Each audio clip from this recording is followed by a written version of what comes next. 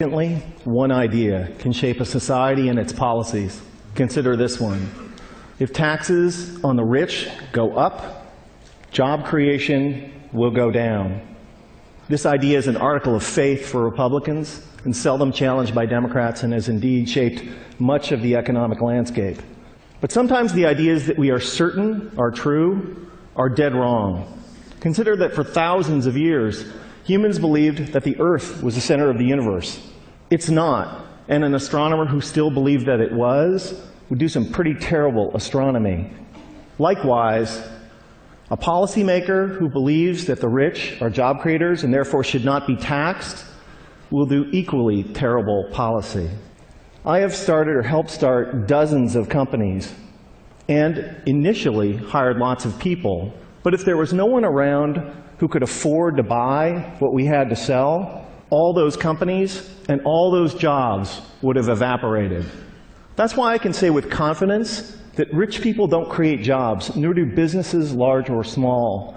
Jobs are a consequence of a circle of life-like feedback loop between customers and businesses. And only consumers can set in motion this virtuous cycle of increasing demand and hiring. In this sense, an ordinary consumer is more of a job creator than a capitalist like me.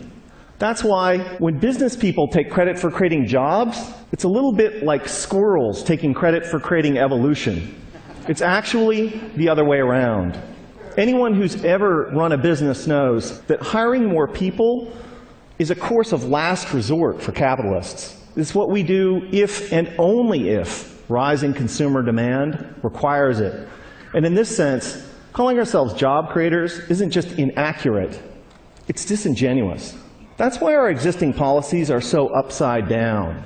When the biggest tax exemptions and the lowest tax rates benefit the richest, all in the name of job creation, all that happens is that the rich get richer. Since 1980, the share of income for the top 1% of Americans has more than tripled, while our effective tax rates have gone down by 50%.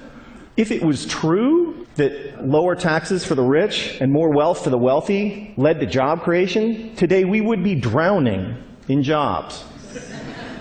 And thank you. And yet unemployment and underemployment is at record highs. Another reason that this idea is so wrong-headed is that there can never be enough super rich people to power a great economy. Somebody like me makes hundreds or thousands of times as much as the median American, but I don't buy hundreds or thousands of times as much stuff. My family owns 3 cars, not 3,000. I buy a few pairs of pants and shirts a year like most American men. Occasionally we go out to eat with friends. I can't buy enough of anything to make up for the fact that millions of unemployed and underemployed Americans can't buy any new cars, any clothes, or enjoy any meals out. Nor can I make up for the falling consumption of the vast majority of middle-class families that are barely squeaking by, buried by spiraling costs and trapped by stagnant or declining wages. Here's an incredible fact, that if the typical American family still retained the same share of income that they did in 1970, they'd earn like $45,000 more a year. Imagine what our economy would be like if that were the case. Significant privileges have come to people like me, capitalists, for being perceived as job creators at the center of the economic universe, and the language and metaphors we use to defend the current economic and social arrangements is telling. It's a small jump from job creator to the creator. This language obviously wasn't, this language was not chosen by accident.